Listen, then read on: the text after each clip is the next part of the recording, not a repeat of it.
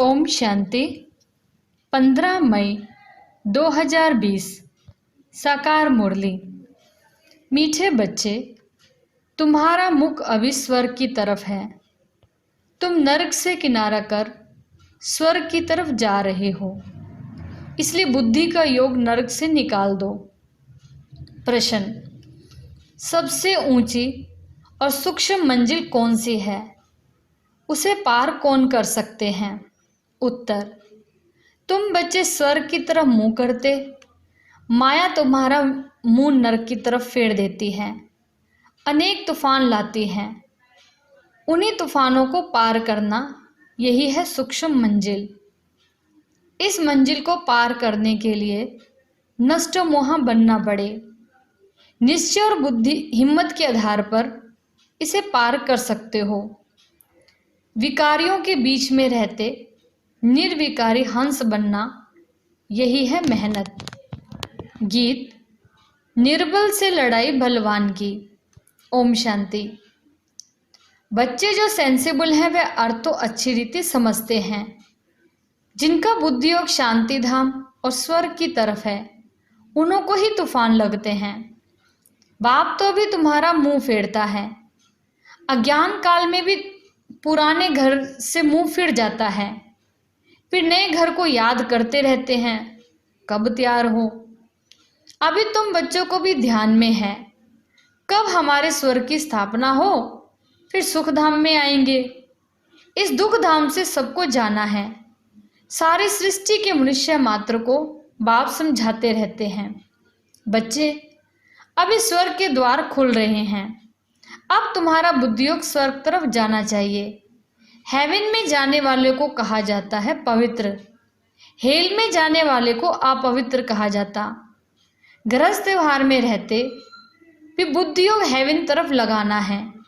समझो, बाप का बुद्धियोग हेवन तरफ है और बच्चे का हेल तरफ है। दोनों एक घर में रह कैसे सकते? हंस और बगुले इकट्ठे रह ना सके, बहुत मुश्किल है। उनका बुद्धियोग है ही 5 विकारों तरफ। वे हेल तरफ जाने वाला, वे हेवन तरफ जाने वाला, दोनों इकट्ठे रह ना सके, बड़ी मंजिल है। बाप देखते हैं हमारे बच्चे का मुंह हेल तरफ है, हेल तरफ जाने बगैर रह नहीं सकता। फिर क्या करना चाहिए?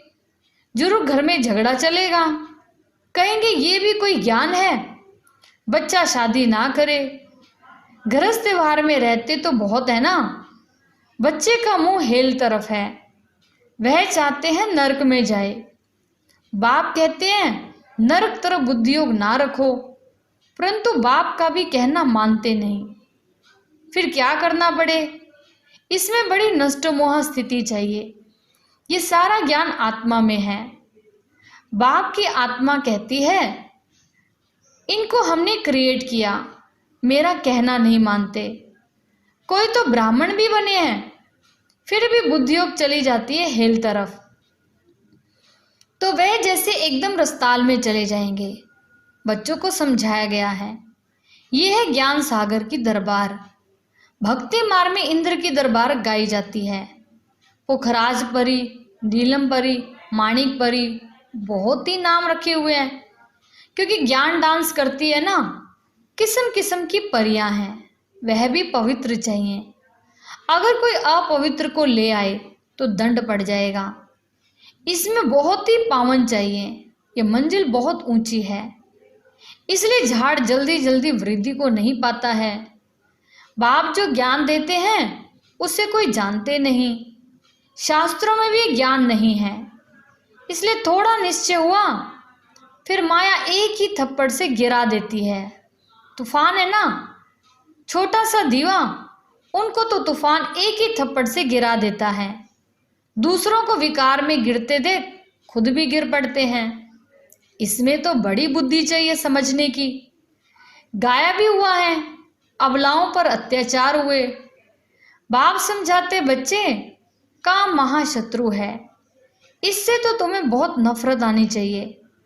बाबा बहुत नफरत दिलाते हैं अभी, आगे ये बातें नहीं थी। हेल तो अभी है ना, द्रौपदी ने पुकारा है, ये अभी की बात है। कितना अच्छी रीति समझाया जाता है, फिर भी बुद्धि में बैठता नहीं। ये गोले का चित्र बहुत अच्छा है, गेटवे टू हेवन। इस गोले के चित्र से बहुत अच्छी रीति समझ सकेंगे। सीढ़ी से भी इतना नहीं जितना इससे समझेंगे। दिन प्रतिदिन करेक्शन भी होती जाती है। बाप कहते आज तुमको बिल्कुल ही नया डायरेक्शन देता हूं, पहले से थोड़ी सब डायरेक्शन मिलते हैं। ये कैसी दुनिया है, इसमें कितना दुख है, कितना बच्चों में मोह रहता है। बच्चा मर जाता है तो एकदम दीवाने हो जाते हैं, अथाह दुख है। ऐसे नहीं कि साहूकार हैं तो सुखी हैं, अनेक प्रकार की बीमारियां लगी रहती हैं, फिर हॉस्पिटल्स में पड़े रहते हैं, गरीब जनरल वार्ड में पड़े रहते हैं। साहूकार को अलग स्पेशल रूम मिल जाता है, परंतु दुख तो जैसा साहूकार को वैसे गरीब को होता है। सिर्फ उनको जगह अच्छी मिलती है, संभाल अच्छी होती है। अब तुम बच्चे जानते हो हमको बाप पढ़ा रहे हैं। बाप ने अनेक बार पढ़ाया है, अपने दिल से पूछना चाहिए हम पढ़ते हैं व नहीं, कितने को पढ़ाते हैं। अगर पढ़ाएंगे नहीं तो क्या पद मिलेगा। रोज रात को अपना चार्ट देखो, आज किसको दुख तो नहीं दिया। श्रीमत कहती है कोई को दुख ना दो और सबको रास्ता बताओ। जो हमारा भाती होगा उनको झट टच होगा। इसमें बर्तन चाहिए सोने का जिसमें अमृत ठहरे। जैसे कहते हैं ना, शेरनी के दूध के लिए सोने का बर्तन चाहिए, क्योंकि उसका दूध बहुत भारी ताकत वाला होता है। उनका बच्चों में मोह रहता है। कोई को देखा तो एकदम उछल पड़ेगी, समझेगी बच्चे को मार ना डालें। यहाँ भी बहुत है जिनका पति बच्चों आदि में मोह रहता है। अभी तुम बच्चे जानते हो स्वर्ग का गेट खुलता है। कृष्ण के चित्र में बड़ा क्लियर लिखा हुआ है, इस लड़ाई के बाद स्वर्ग के गेट्स खुलते हैं। वहां बहुत थोड़े मनुष्य होते हैं, बाकी सब मुक्ति धाम में चले जाते हैं। सजाएं बहुत खानी पड़ती हैं। जो भी पाप कर्म किए हैं एक एक जन्म का साक्षात्कार कराते सजाएं खाते रहेंगे, फिर पाई पैसे का पद पालेंगे। याद में ना रहने के कारण विकर्म विनाश नहीं होते हैं। कई बच्चे हैं जो मुरली भी मिस कर लेते हैं। बहुत बच्चे इसमें लापरवाह रहते, समझते हैं हमने नहीं पढ़ी तो क्या हुआ, हम तो पार हो गए हैं। मुरली की परवाह नहीं करते हैं। ऐसे देहाभिमानी बहुत हैं, वे अपना ही नुकसान करते हैं। बाबा जानते हैं, इसलिए यहाँ जब आते हैं तो भी पूछता हूँ, बहुत मुरलियाँ नहीं पड़ी होंगी, पता नहीं उनमें कोई अच्छी पॉइंट्स हो। पॉइंट्स तो रोज निकलती है ना। ऐसे भी बहुत सेंटर्स पर आते हैं, परंतु धारणा कुछ नहीं, ज्ञान नहीं। श्रीमत पर नहीं चलेंगे तो पद थोड़ी मिलेगा। सत बाप सत टीचर की ग्लानि कराने से कभी ठोर पा ना सके। परंतु सब तो राजाएं नहीं बनेंगे, प्रजा भी बनती है। नंबरवार मर्तबे होते हैं ना। सारा मदार याद पर है। जिस बाप से विश्व का राज्य मिलता है उनको याद नहीं कर सकते हैं। तकदीर में नहीं है तो फिर तदबीर भी क्या करेंगे। बाप तो कहते हैं याद की यात्रा से पाप भस्म होंगे, तो पुरुषार्थ करना चाहिए ना। बाबा कोई ऐसे भी नहीं कहते कि खाना पीना नहीं खाओ, ये कोई हठ योग नहीं है। चलते फिरते सब काम करते, जैसे आशिक माशूक को याद करते हैं ऐसे याद में रहो। उन्हों का नाम रूप का प्यार होता है। ये लक्ष्मी नारायण विश्व के मालिक कैसे बने किसी को भी पता नहीं है। तुम तो कहते हो कल की बात है, ये राज्य करते थे। मनुष्य तो लाखों वर्ष कह देते हैं। माया ने मनुष्यों को बिल्कुल ही पत्थर बुद्धि बना दिया। अब तुम पत्थर बुद्धि से पारस बुद्धि बनते हो। पारसनाथ का मंदिर भी है, परंतु वह है कौन ये कोई नहीं जानते। मनुष्य बिल्कुल ही घोर अंधियारे में है। अब बाप कितना अच्छी अच्छी बातें समझाते हैं। फिर हर एक की बुद्धि पर है। पढ़ाने वाला तो एक ही है, पढ़ने वाले ढेर होते जाएंगे। गली गली में तुम्हारा स्कूल हो जाएगा, गेटवे टू हेवन। मनुष्य एक भी नहीं जो समझे हम हेल में हैं। बाप समझाते हैं सब पुजारी हैं। पूज्य होते ही सतयुग में हैं, पुजारी होते हैं कलयुग में। मनुष्य फिर समझते हैं भगवान ही पूज्य है, भगवान ही पुजारी बनते हैं। आप ही भगवान हो, आप ही ये सब खेल करते हो। तुम भी भगवान, हम भी भगवान, कुछ भी समझते नहीं है। ये है ही रावण राज्य। तुम क्या थे, अब क्या बनते हो। बच्चों को बड़ा नशा रहना चाहिए। बाप सिर्फ कहते हैं मुझे याद करो तो तुम पुण्य आत्मा बन जाएंगे। बाप बच्चों को पुण्य आत्मा बनने की युक्ति बताते हैं। बच्चे, इस पुरानी दुनिया का भी अंत है। मैं अभी डायरेक्ट आया हूं। यह है ही पिछाड़ी का दान। एकदम सरेंडर हो जाओ। बाबा, ये सब आपका है। बाप तो देने के लिए कराते हैं, इनका कुछ भविष्य बन जाए। मनुष्य ईश्वर अर्थ दान पुण्य करते हैं, वह है इनडायरेक्ट। उनका फल दूसरे जन्म में मिलता है। ये भी ड्रामा में नोंद है। अभी तो मैं हूं डायरेक्ट। अभी तुम जो करेंगे उनका रिटर्न पद्मा गुणा मिलेगा। सत्युग में तो दान पुण्य आदि की बात ही नहीं होती। या कोई के पास पैसे हैं तो बाबा कहेंगे अच्छा तुम जाकर सेंटर खोलो, प्रदर्शनी बनाओ।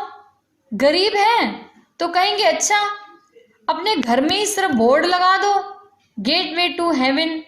स्वर्ग और नर्क है ना। अभी हम नर्कवासी हैं, ये भी कोई समझते नहीं है।